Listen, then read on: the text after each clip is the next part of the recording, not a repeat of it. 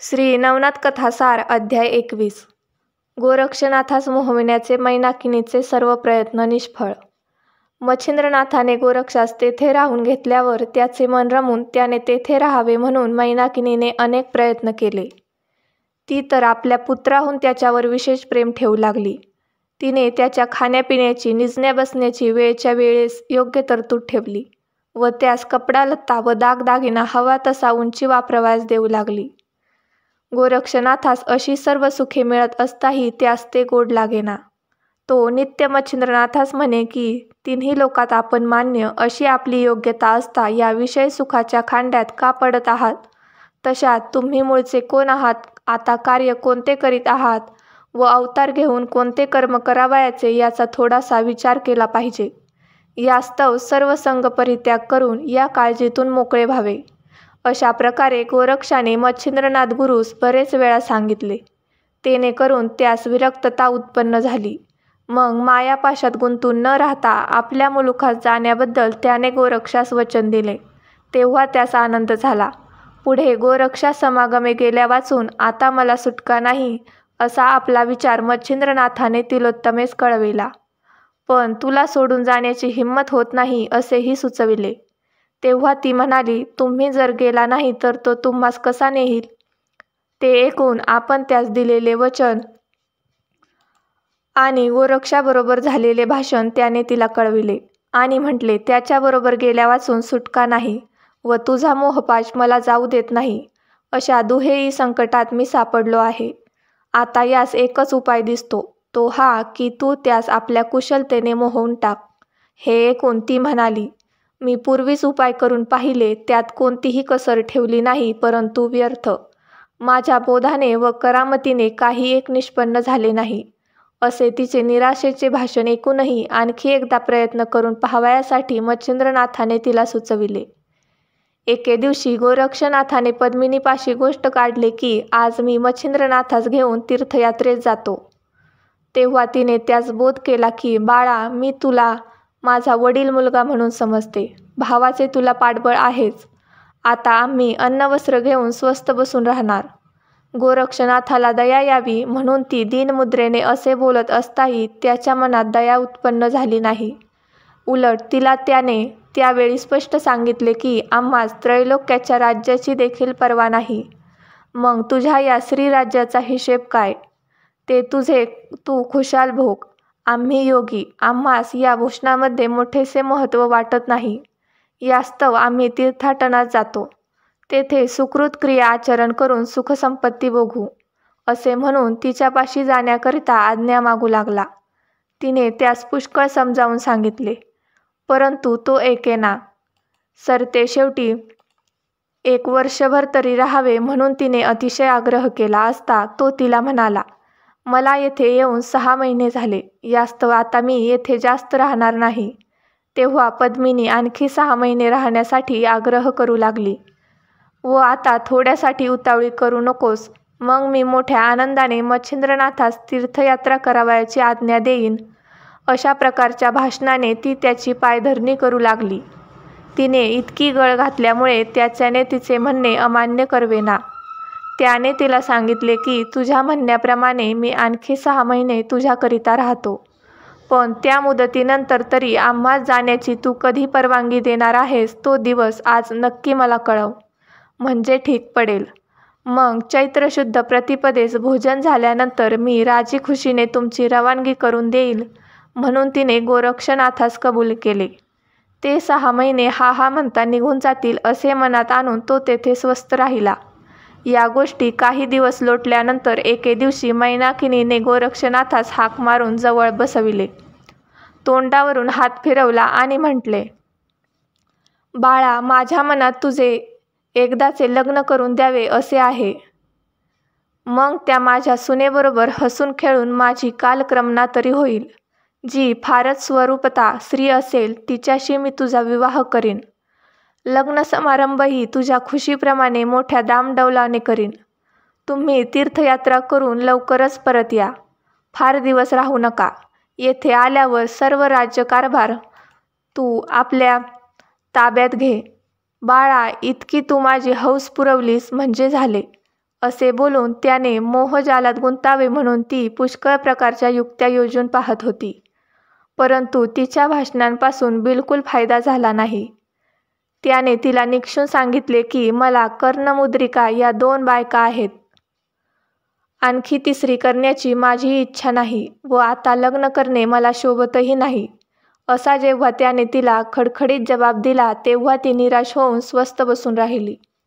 नंतर एके दिवशी गोरखनाथास मोहविण्यासाठी पद्मिनीने एक सुंदर स्त्री खेळण्याच्या मिशाने रात्रीस त्याच्याकडे पाठविली. तिने सोंगट्याचा पट बरोबर घेतला होता. ती गोरक्षनाथाच्या खोलीत जाऊन त्यास म्हणाली, तुमच्या समागमे आज 2 सोंगट्याचे डाव खेळावे असे माझ्या मनात आले आहे. हे ऐकून तोही तिचा हेतू पुरविण्यास्तव तीच बरोबर खेळावयास बसला. त्यावेळी तिने नेत्रकटाक्षांनी पुष्कळ बार मारून त्यास विंधून टाकण्याविषयी प्रयत्न केले, पण तो तिच्या नेत्रकटाक्षास, तिच्या भाषणास व हावभावास काही एक जुमानेना. शेवटी तिने आपल्या मांड्या उघड्या ठेवून गुह्यभागही त्याच्या नजरेस पाडला. इतक्या निर्लज्जपणाने ती त्याशी वागत असताही त्याच्या मनात मुळीच कामवासना उत्पन्न होईना. असे पाहून ती अखेरीस खिन्न झाली व राणीस सर्व वृत्तांत सांगून विनमुख होऊन परत घरी गेली. सारांश: मैनाकिनीने गोरखनाथास राहविण्याकरता केलेले सर्व प्रयत्न फुकट गेले. पुढे पुढे मच्छिंद्रनाथाचा वियोग होणार म्हणून मैनाकिनी मीननाथास पोटाशी धरून रडत बसू लागली. त्यावेळी दुसऱ्या स्त्रिया तिची वारंवार समजूत करीत व गोरक्षनाथास आपण वश करू असा तिला धीर देत. तरी त्यांच्या बोलण्यावर तिचा विश्वास बसेना. अशा रीतीने ती चिंतेमध्ये दिवस काढीत असता पूर्वी ठरलेला वर्षप्रतिपदेचा दिवस येऊन ठेपला. त्या दिवशी जिकडे तिकडे लोक आनंदात मौजा मारण्यात गुंतावायचे, परंतु त्या दिवशी सर्व नगरी हळहळू लागली. इकडे गोरक्षनाथ शिंगी, फावडी इत्यादी घेऊन मच्छिंद्रनाथास बोलावू आला. तो त्याच्या पाया पडून निघण्यासाठी उतावळी करू लागला. तेव्हा तर मैनाकिनी मोठमोठ्याने रडू लागली. तिने म्हटले की बाळा, तुम्ही दोघेही जेवून जा, उपाशी जाऊ नका. मग स्वयंपाक झाल्यावर गुरु शिष्यांनी एके पंक्तीस भोजन केले. नंतर तिलोत्तमा राणीने मच्छिंद्रनाथाजवळ गोष्ट काढली की तुम्ही तर आता जावयास निघालात, तरी मीननाथास घेऊन जाण्याचा विचार आहे की नाही हे मला सांगावे.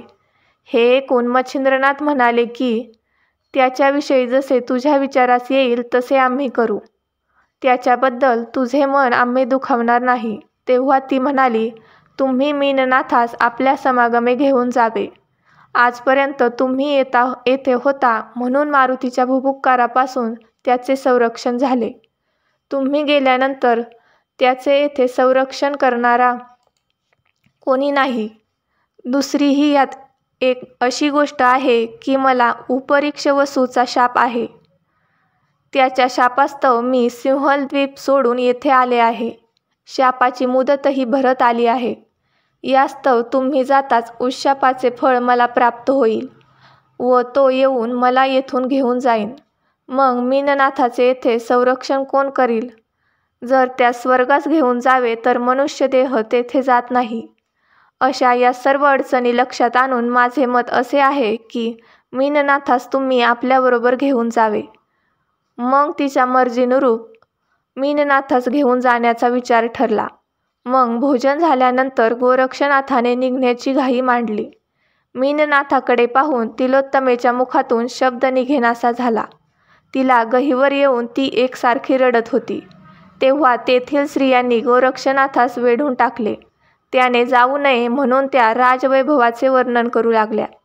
निरनिराळ्या दागिन्यांचा व कपड्यालत्त्यांचा त्याचे पुढे ढीग करून रत्नखचित अलंकार व भरजरीचे शेले दुपटे त्यांनी त्याच्या पुढे आणून ठेवले. तसेच आम्ही अवघ्या जणी तुझ्या बटीक येऊ, तुझ्या मर्जीप्रमाणे नटून शृंगारून तुला यथेच्छ रती सुख देऊ असा पुष्कळ प्रकारांनी त्यांनी त्याला मोहविण्याचा प्रयत्न केला. पण गोरक्षनाथ त्या सर्वांचा धिक्कार करून म्हणाला, आम्हाला सुखसंपत्तीशी काय करावयाचे आहे? जमिनीचे अंथरूण आम्हास फार सुखदायक होते. अशा प्रकारे बोलून तो लागलाच निघाला. जाताना त्याने मैनाकिनीस नमस्कार केला. मीननाथास खांद्यावर घेतले व मच्छिंद्रनाथास बरोबर घेऊन तो गावाबाहेर गेला. तो निघण्यापूर्वी गोरक्षनाथाच्या नकळत आपल्या भांडारातील सोन्याची एक वीट मैनाकिनीने मच्छिंद्रनाथास दिली होती. ती त्याने त्यास न कळू देता झोळीत ठेवली. वेशीपर्यंत मंडळी त्यास पोचवयास गेली होती. तेथे मैनाकिनी मच्छिंद्रनाथाच्या पाया पडली. तिने गोरक्षनाथास पोटाशी धरले व त्यास नाथाची बरदास्त ठेवून त्याच्या जीवास जपण्याविषयी पुष्कळ सांगितले. तरी पण तिचा मायामोह सुटेना. तिने गोरक्षनाथाच्या गळ्यास मिठी घातली आणि मोठमोठ्याने रडू लागली. मग त्या प्रसंगातून निसटून गोरक्षनाथ मच्छिंद्रनाथाचा हात धरून सपाट्याने चालू लागला. इकडे तिलोत्तमा ऊर बडवून व डोके आपटून घेऊ लागली व गायीसारखा हंबरडा फोडून शोक करू लागली. तो शोक उपरीक्ष वसूने आकाशातून एक तास विमान घेऊन तो तिच्याजवळ आला व तिला तिच्या घरी घेऊन गेला. तो म्हणाला, तुला वेड तर लागले नाही ना? तू हे मांडले आहेस काय? तू स्वर्गात राहणारी असून शाप मिळाल्यामुळे येथे आलीस. आता शापमोचन होऊन तू सुखी होणार. असे बोलून त्याने तिच्या अंगावर हात फिरवून तिला पोटाशी धरले व तिचे डोळे पुसून तिला घरी नेल्यानंतर युक्तिप्रयुक्तीने बोध केला. पुढील अध्याय ऐकण्यासाठी यूट्यूब चॅनलला लाईक करा, शेअर करा आणि सबस्क्राईब करा.